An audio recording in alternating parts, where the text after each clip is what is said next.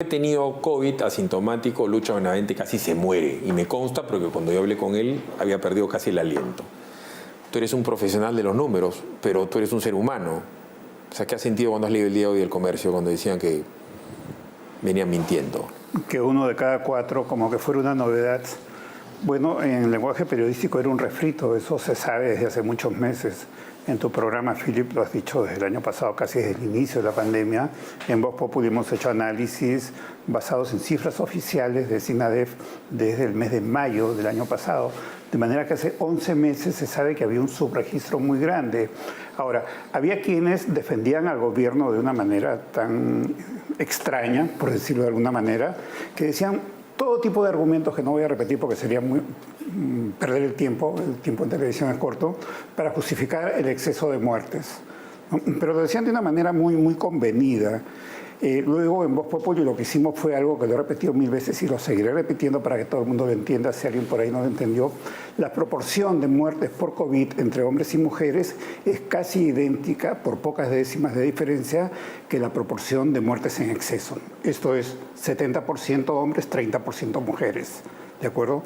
Si tú me dices, ¿y cuál es la diferencia? Es que la proporción regular era, hasta que comenzó la pandemia, hasta los muertos a partir de abril del año pasado, era de 53 a 47. ¿Por qué cambió esa proporción a 70-30?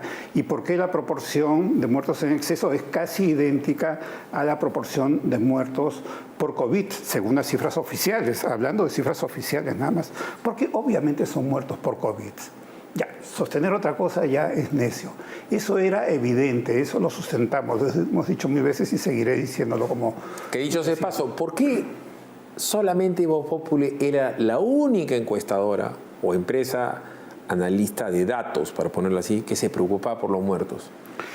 Porque creo que había dos razones. Una, de tipo profesional, ver que había ocultamiento de información. Ocultamiento de información es propio de una republiqueta, de un sistema dictatorial, de aquellas dictaduras que había en Centroamérica hace 40 años, que ahora tienen sistemas políticos mejores que el nuestro en esos países, ¿no? Entonces no era aceptable y todo el mundo se ponía de acuerdo para ese ocultamiento de información. Y es más, por decir la verdad, te mandaban ataques arteros, ¿no? Uno.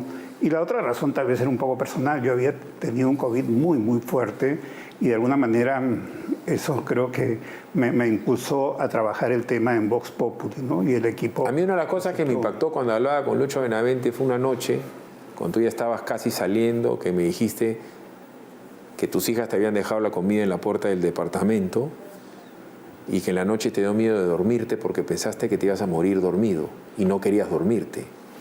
Bueno, lo que pasó, sí, ellas me llevaban, yo vivo solo, me llevaban comida, me la dejaban en la puerta, no entraban, y por la ventana les decía adiositos, porque obviamente por el aislamiento, para evitar el contagio, ¿no? Y hubo al caer la tarde, casi llega la noche, en marzo del año pasado, porque eso fue muy al inicio, que sentí que ya no iba a despertar, que me desmayaba y no despertaba, comencé a respirar muy profundo todo, pero pasé ese rato, ¿no? Y luego sí, tuve 2 noches en que no dormí por efecto del malestar, la fiebre, era una cosa muy fea, la falta de respiración.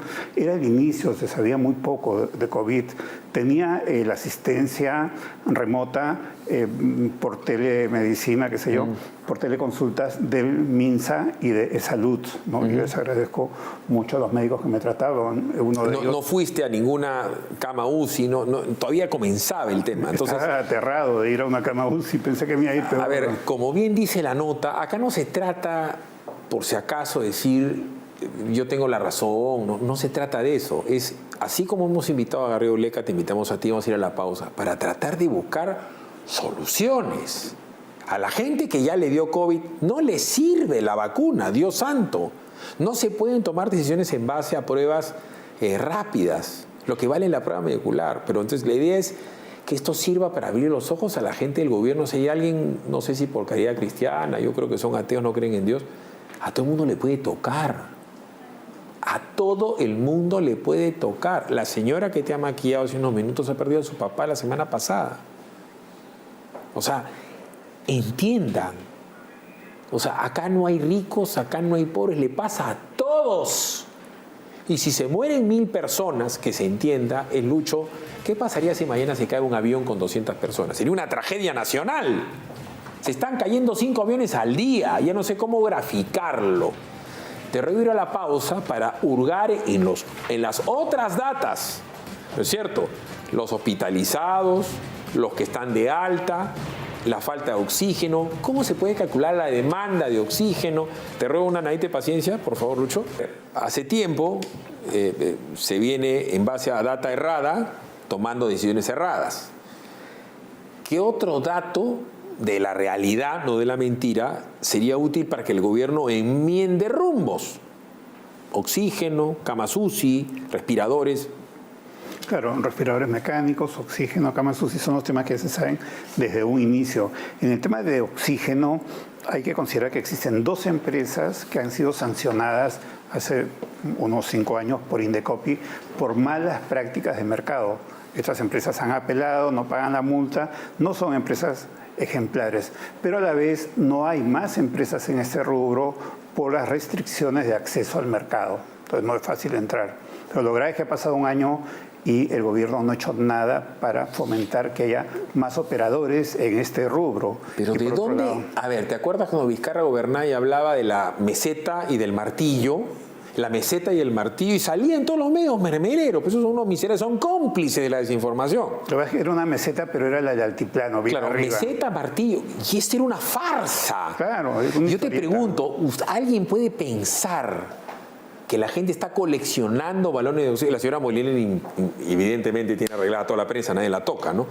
Pero todo esto de acá, toda la señora que se vacunó y cuánta cosa hay, la demanda de oxígeno, ¿cómo se mide?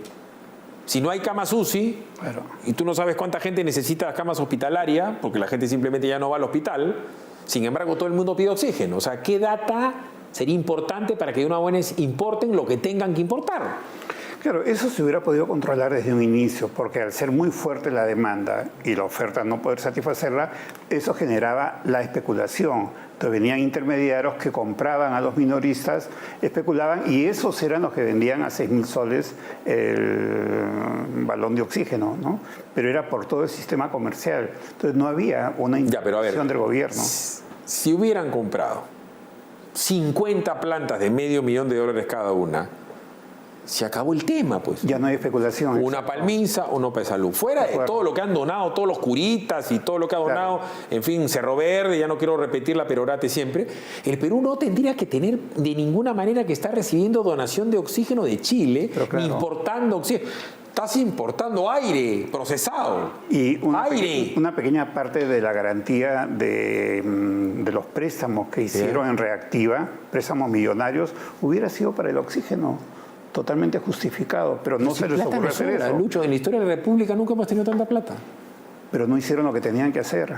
No la priorizaron. ¿Qué data de las vacunas te puede servir? Cuando el ministro dice, vamos a vacunar a 15 millones, tú pones 15 millones son 30 millones de dosis, 10 millones son 20 millones de dosis, después bajan a 5, después van a 3. Lo que pasa es que el ministro no le creó nada, Philip. Cuando entró dijo que iban a vacunar a todos los miembros de mesa, me parece excelente. Y luego no ha cumplido y no pasa nada. Si este mes van a venir 800.000 vacunas, ¿por qué no vacunan a los miembros de mesa? Si van a venir y dicen, no, 80.000 dosis, ¿por qué no vacunan a los miembros de mesa? Era importante para garantizar el proceso democrático.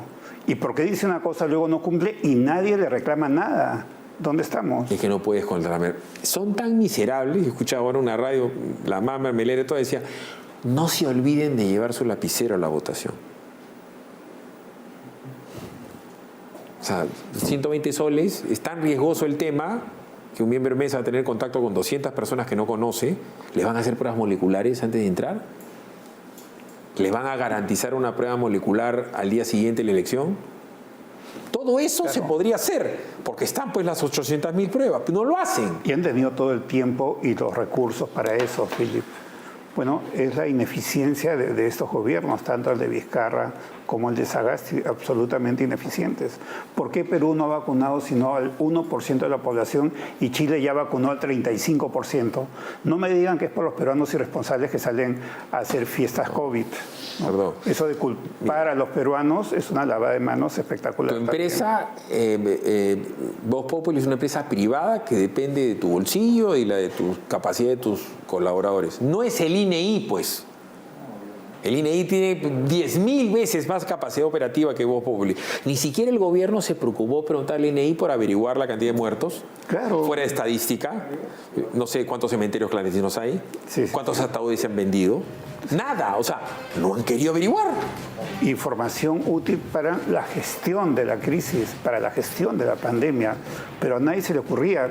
Es que las prioridades eran otras, Philip. Al presidente Vizcarra, ¿cuál era su prioridad?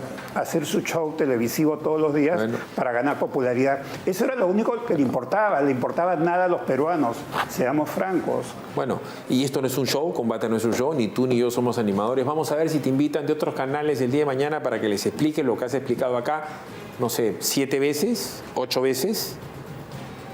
Sí, muchas veces. Lucho, ha sido muy amable. Philip, si me permites, vamos a ser muy breve. Mañana vamos a presentar el estudio que se llama ¿Y cómo van los candidatos en las redes sociales? Para dar una mirada complementaria a las encuestas, de tal manera que si alguien quiere tener una visión más allá de las encuestas, mañana vamos a entregar. ¿Cómo entran? ¿A Voz Populi? Sí, vozpopuli.pe. Listo. Muy amable, Lucho. Gracias.